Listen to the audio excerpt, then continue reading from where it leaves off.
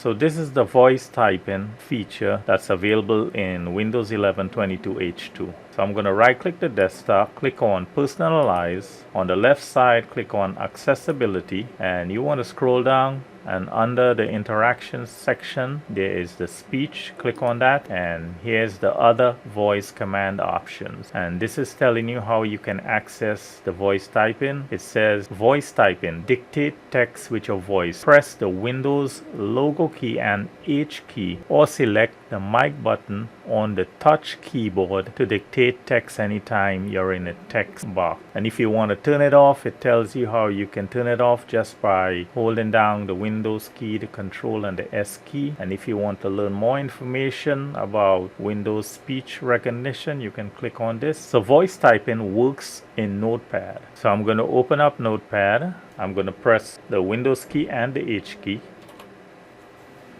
This is voice typing in Notepad, full stop. So as you can see, voice typing works in Notepad. So I'm going to do the same thing in Microsoft Word. I'll press the Windows key and the H key. This is voice typing in Microsoft Word, full stop. So it works in Microsoft Office. I'm going to open a Google browser. I'm going to press the Windows key and the H key. Yahoo.com. So I can also use it in a browser, even in PowerPoint. This is PowerPoint.